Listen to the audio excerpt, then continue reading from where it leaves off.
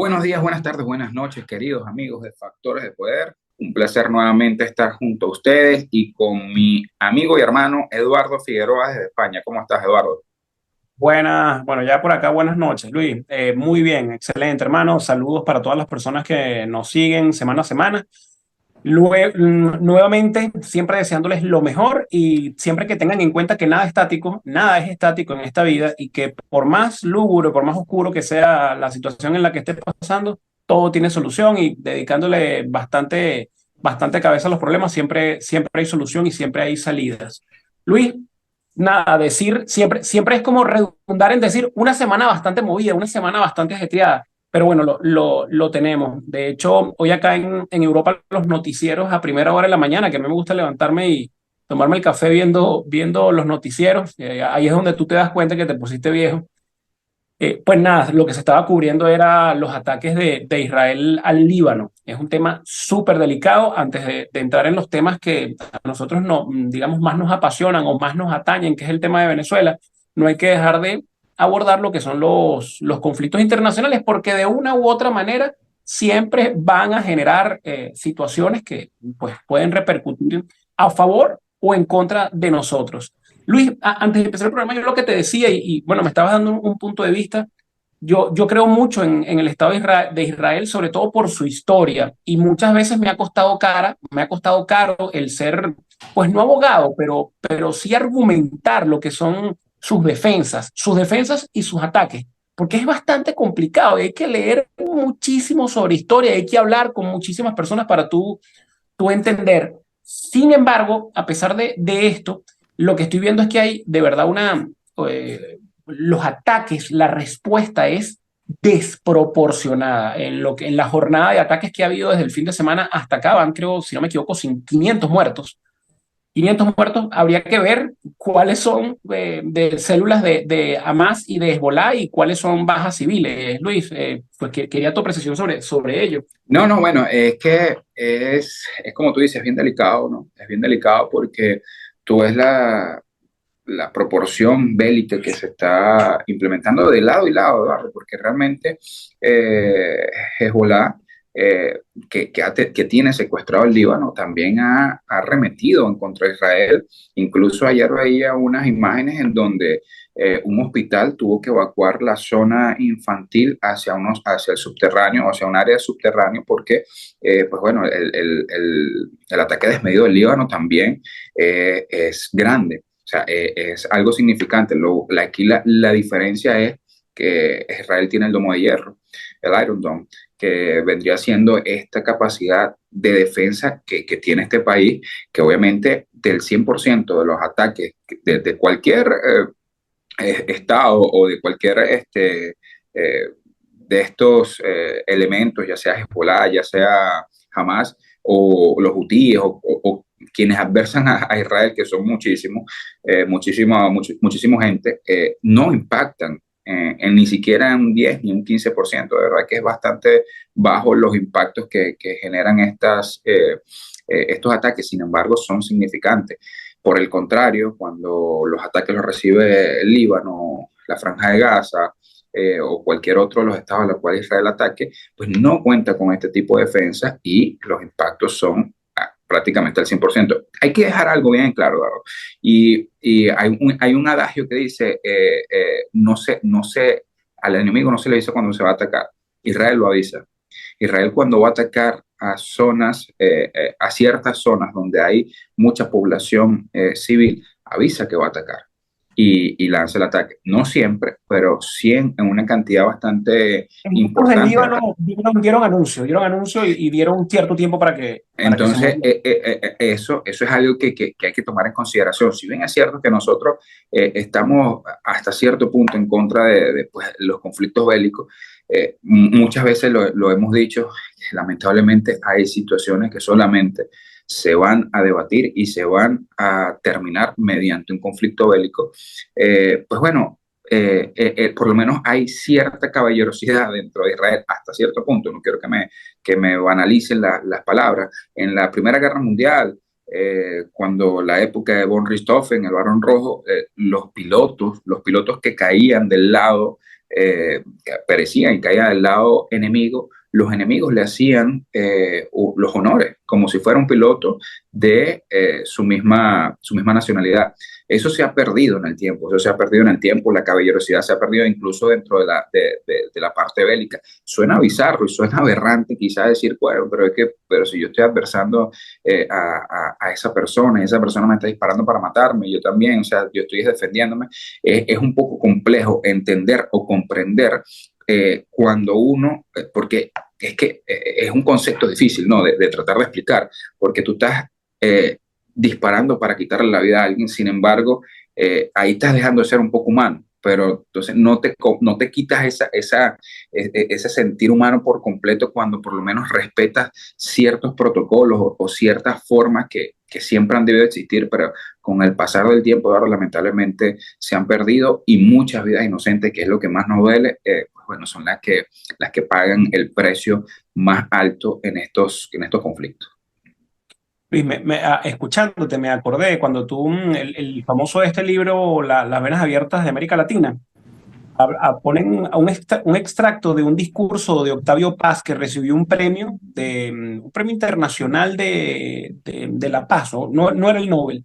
Y él decía en ese discurso que, algo irónico, él decía algo así como que, a pesar de que yo estoy recibiendo este premio, la solución, me cuesta admitir que la solución en Latinoamérica requiere violencia, ¿no? Palabras más, palabras menos. Y escuchándote y recordando lo que es eso que está escrito en el libro, en lo que es la introducción del libro de las venas abiertas de América Latina, realmente duele admitir que algunos conflictos o algunas situaciones parecieran no tener ningún final feliz o parecieran no tener ninguna otra solución que no sea esto, ¿no? Un guante de hierro aplastando y cuesta y duele admitirlo, ya que siempre los conflictos van a traer daños colaterales y pues obviamente uno siempre estará en contra de esas situaciones.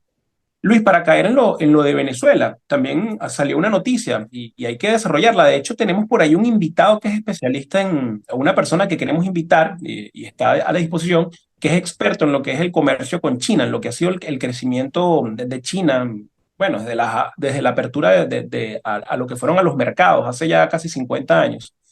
Y es que hoy hacen un anuncio de que China hace un incentivo, el más grande en los últimos años, para frenar lo que ha sido la desaceleración comercial que ellos han tenido y, bueno, seguir abarcando terreno.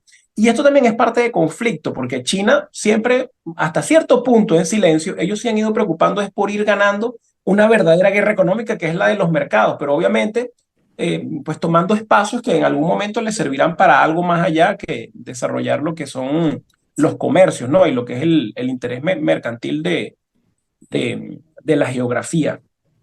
Luis, tema importante, por ahí hay algo que queremos desarrollar y advertir, que además a todos nos afecta, y es que hay realmente tú cierras los ojos y si tienes realmente el deseo de proyectar y de entender qué es lo que viene, uno con mucha facilidad lo puede hacer, sí, lo puede hacer sin ser pitonizo. De hecho, por ahí veía un Twitter un tweet, no sé si todavía se le dice tweet, o un mensaje en la red X de Neomar Hernández, que él decía algo así que Venezuela es demasiado predecible, Venezuela es muy predecible, tan predecible como su régimen.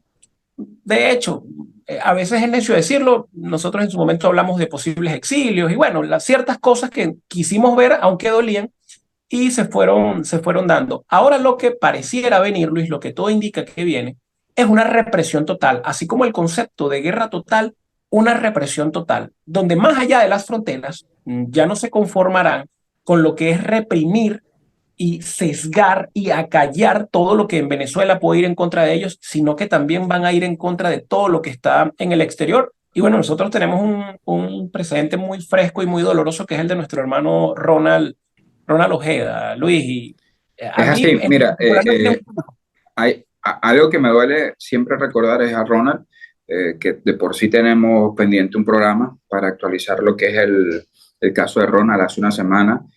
Uno de los presuntos culpables o artífices de su secuestro y posterior asesinato, pues que estaba detenido en Costa Rica, que fue detenido en Costa Rica, fue extraditado a Chile. Entonces esperemos que con el favor de Dios, pues esto ayuda a las investigaciones y podamos develar por completo cómo, cuándo y por qué se Lo que ya planificó. se sabe, lo que ya se sabe. Sí, sí, sí, pero para terminarle de poner los nombres y apellidos a las personas causantes de esta tragedia, ¿no? Y ahí, Eduardo, ahí es donde tenemos que nosotros caer. Y el mensaje que queremos dar nosotros el día de hoy, más allá de buscar un pánico, más allá de buscar un miedo, es alertar. Porque algo que viene haciendo el régimen, y lo viene haciendo muy bien, es emular sobre todo a regímenes como el de Rusia, como el de Corea del Norte, como el de Nicaragua. Entonces, de cada país de estos autoritarios que son aliados acérrimos del régimen, pues vienen copiando cada cosa.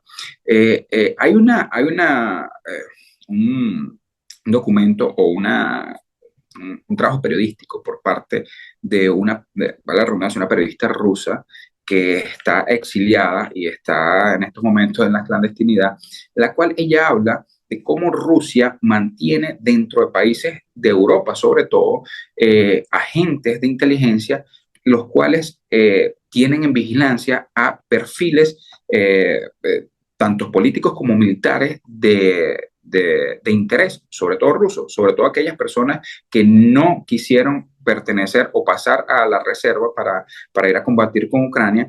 Y en el momento en que Vladimir Putin autorice, pues estas personas son desaparecidas, son asesinadas. Traemos esto a colación porque esto lo está haciendo el régimen en estos momentos. Lamentablemente, el régimen tiene la capacidad, tanto logística como facultativa, de no necesariamente mandar a emisarios o funcionarios de inteligencia a países como Estados Unidos, países como España. Ya ni siquiera lo que es el cono sur les interesa, ya no les interesa mandar un mensaje desde Chile, como lo hicieron con Ronald, desde Perú o desde Colombia, sino ahora están buscando hacerle entender al mundo de que ni siquiera en los países de primer mundo o donde la seguridad supuestamente es algo dado por hecho, como aquí en los Estados Unidos o como España, que nosotros pensamos que esto no puede ocurrir, pues ellos ya tienen ciertos elementos trabajando en contra de figuras o de perfiles que ellos le generan cierto peligro. Entonces, a estas personas que pudiesen ser consideradas o se pudiesen considerar como estos perfiles, pues por favor manténganse atentos. Lamentablemente, se lo comentaba Eduardo antes de nosotros sentarnos aquí a grabar, lo que está pasando en estos momentos en el Medio Oriente era algo que se veía venir, era algo que se trató de evitar mediante la diplomacia, fue algo que se trató de estirar para tratar de evitarlo, pero lamentablemente era algo que se veía venir temprano o tarde y llegó. Estos ataques que se están viendo desmedidamente del Líbano a Israel y de Israel al Líbano se veían venir. Esta guerra entre Hezbollah e Israel, incluso la ONU el día de ayer, que estamos precisamente en la semana del Consejo General de las Naciones Unidas, decía que había se preveía una inminente tragedia en el Medio Oriente. Y o sea, traigo esto a colación nuevamente porque en Venezuela lamentablemente este tipo de conflictos nos va a llegar, nos va a llegar tarde o temprano, tanto de manera interna como de manera externa. El régimen es una entidad de delincuentes que no huye hacia atrás. Ellos no se esconden, ellos no, ¿cómo se dice? No se repliegan, ellos huyen hacia adelante. Entonces, en estos momentos, ellos sí, esto de lo ya casi Venezuela, que no quiero entrar en detalles sobre eso, pero eso le está haciendo mella. Eso le está haciendo mella al régimen. El régimen se siente no acorralado, pero sí se siente con miedo, porque es una amenaza real. Ellos sienten que Eric Prince, quien representa esta empresa de seguridad o empresa de armamentística, le genera un peligro real, como pasó en Rusia con la Wagner. Vladimir Putin no se había sentido en ningún momento amenazado, ni siquiera por Ucrania, que está en un conflicto frontal en estos momentos, hasta cuando se me olvidó el nombre del director de la Wagner que murió, Que murió en el no, accidente en el aéreo. accidente aéreo, que supuestamente se había volteado y que habían incluso entrado a Rusia y que habían conquistado cierta parte del camino por donde habían transitado en Rusia. En ese momento Vladimir Putin decidió, porque eso, obviamente muchos van a decir, bueno, pero ¿dónde están las pruebas?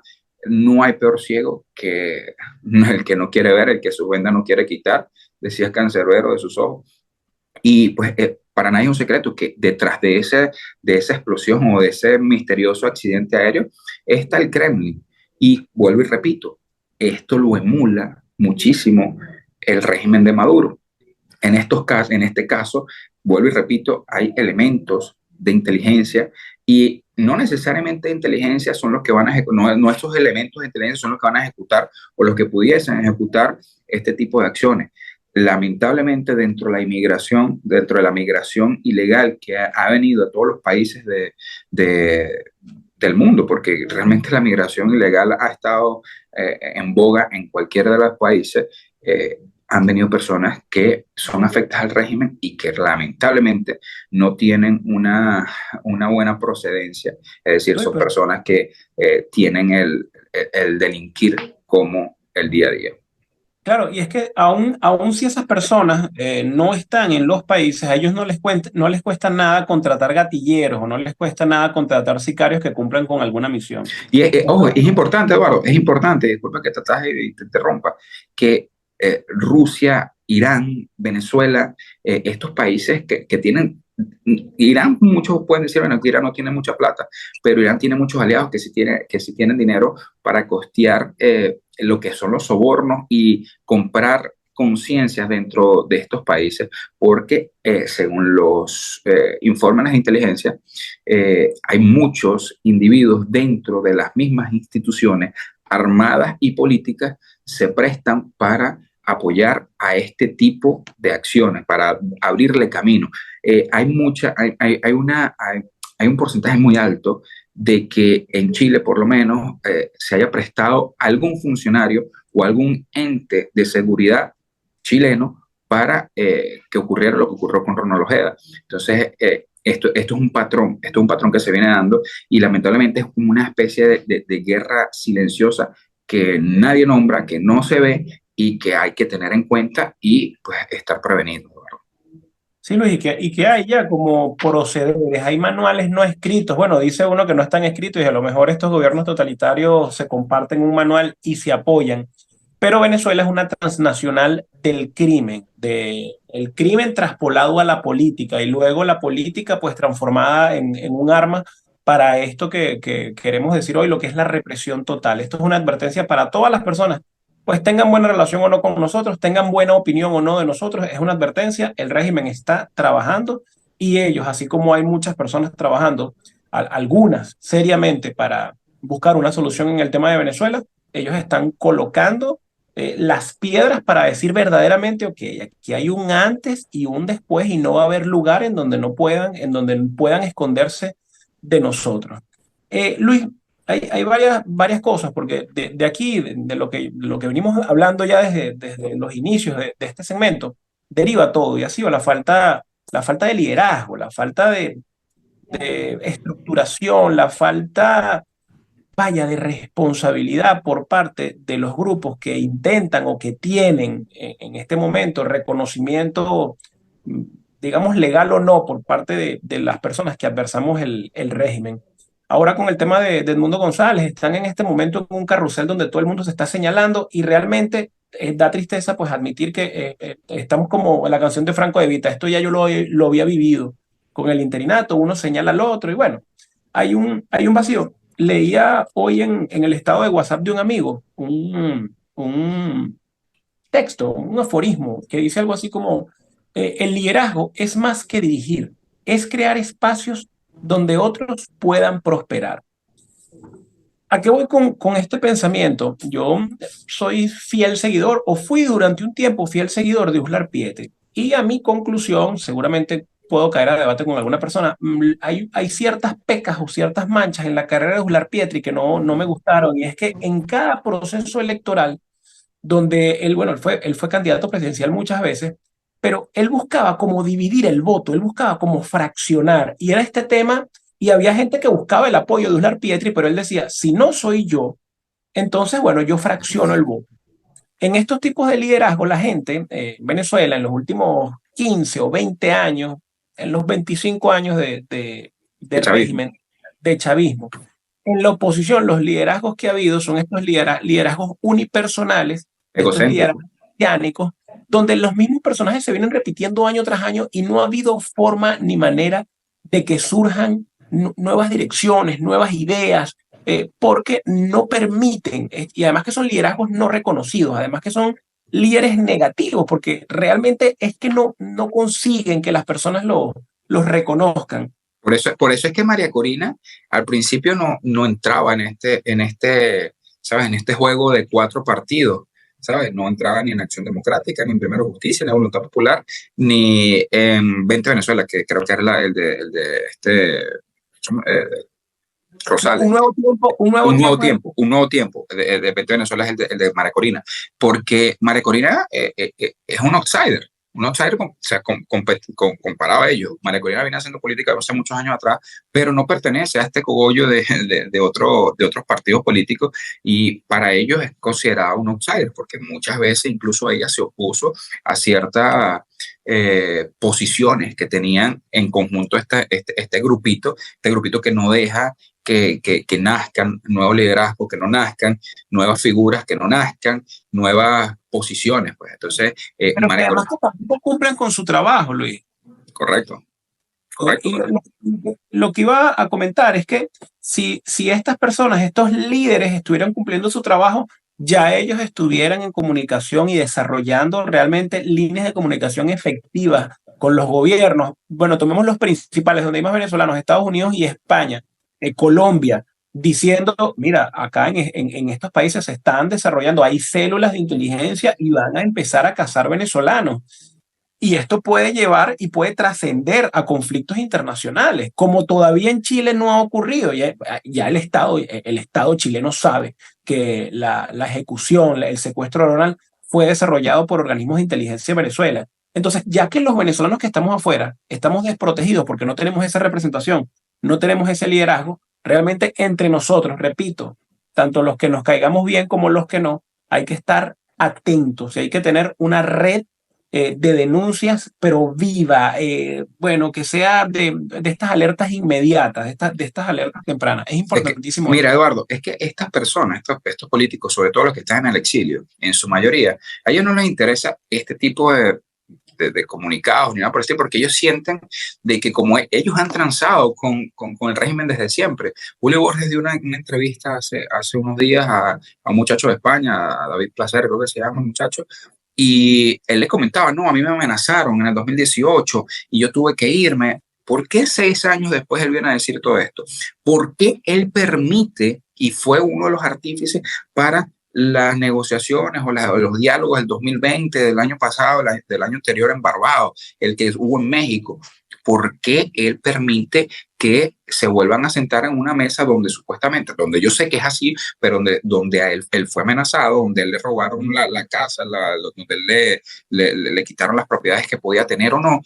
Pero ¿por qué él viene a denunciar 6 años después? Simplemente, señores, porque son personas que transan con el régimen, porque lo que está diciendo Julio Borges, no puedo decir que es 100% mentira, hay ciertas verdades dentro de las cosas que él dice, porque a este señor no hay que creerle muchas cosas, porque él se acuerda de lo que quiere acordarse, porque no se acuerda de la operación Jericó, ni las reuniones que tuvo, ni las cosas que dijo e hizo llegar a Jorge Rodríguez.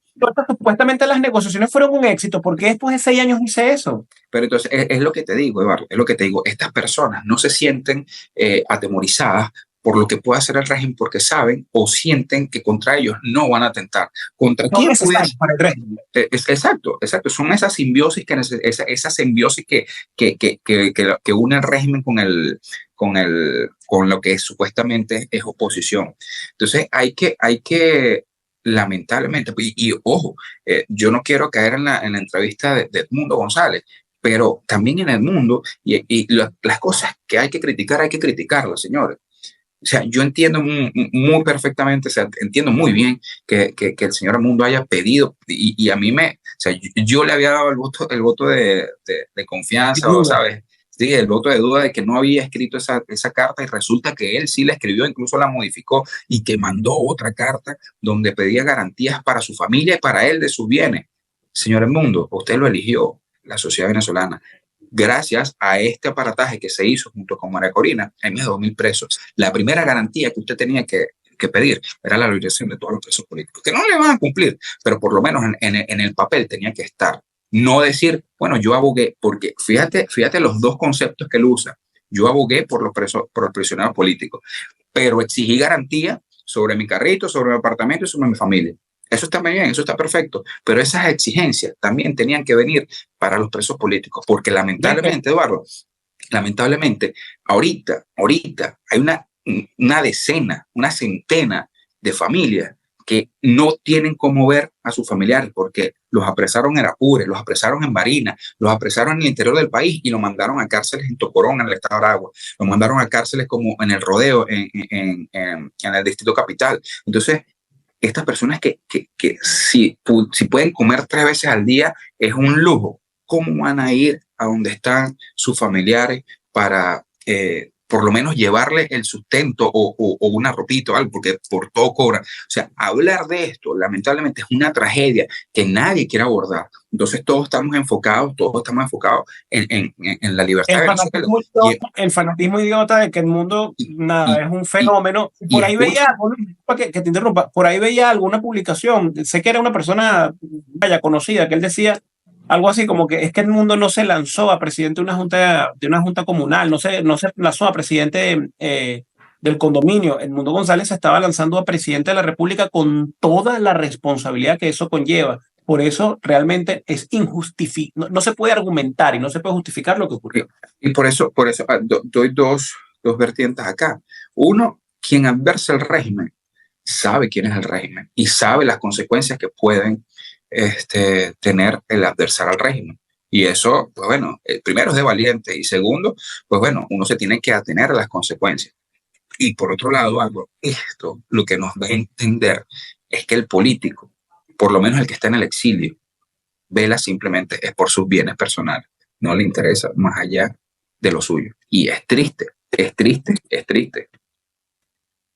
Sí, Luis, bueno, para ya ir cerrando, lo de la represión total, también hay algo interesantísimo y esto lo tenemos que desarrollar en otro segmento y es lo que está ocurriendo en las unidades militares, sobre todo en las unidades operativas, con el tema este de ya casi Venezuela, que, bueno, han redoblado y triplicado lo que son las guardias. Hay muchas personas que están desesperadas, militares, porque, bueno, también víctimas de su propio monstruo y de lo que ellos decidieron seguir.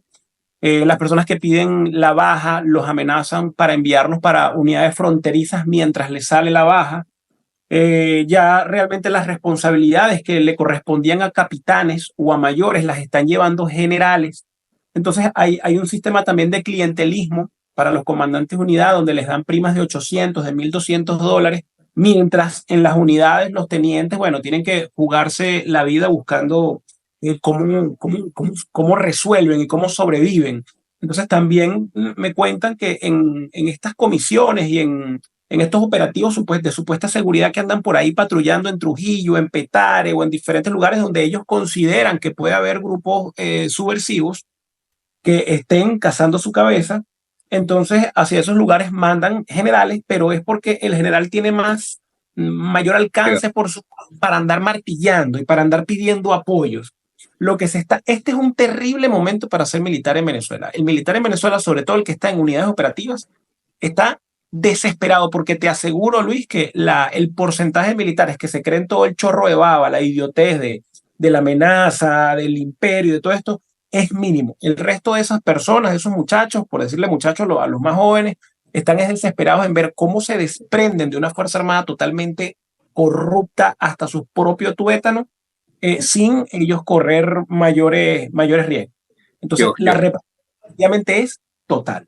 yo veía un video de la Red Capital, de un poco de coroneles, teniente coroneles y mayores, hablando de que ellos iban a expulsar al Imperio Español y todo aquel que, una cara de cobardes toditos, una cara de que les explota un fuego artificial al lado y son los primeros que corren. Entonces, estos son los jefes que no les interesa qué está comiendo el soldado, estos son los jefes que no les interesa cómo están las unidades, estos son los jefes que no les interesa cómo está el subalterno, estos son los jefes, lamentablemente, que gerencian hoy en día la Fuerza Armada Nacional. Estas son las personas que lamentablemente tienen a la Fuerza Armada donde las tienen.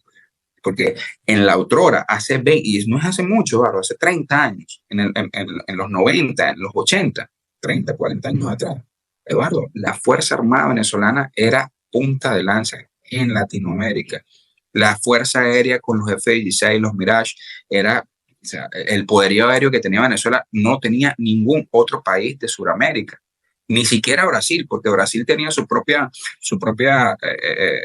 ensambladora de aviones, pero no tenían los aviones de combate que podía tener Venezuela. Aparte, además de lo internacional, era la institución mejor valorada internamente y todo esto se vino abajo hasta convertirse en la montonera que es hoy día. No, eso es un burdel. Lamentablemente, la Fuerza Armada hoy en día es un burdel lleno de meretrices que se visten de verde. O sea, es eso. Tristemente es eso.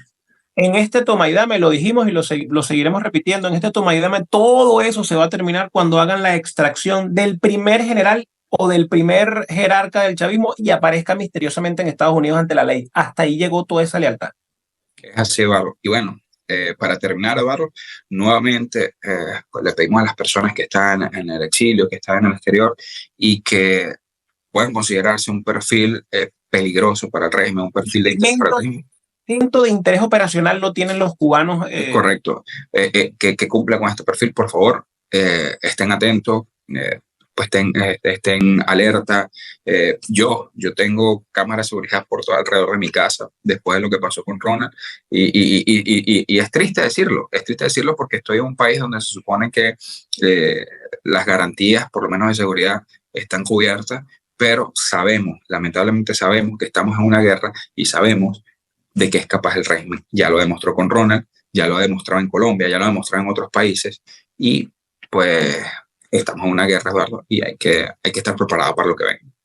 Ojo avisor, mosca con los mensajitos por redes sociales, que yo quiero verte, que formo parte de algo, porque definitivamente la situación está bien delicada y bueno, golpes van y golpes vienen. Esperemos que sean ellos los que reciban más golpes. Es así, Eduardo.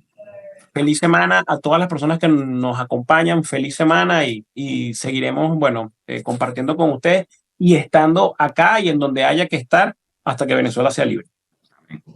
Hasta la semana que viene. Hasta la semana que viene.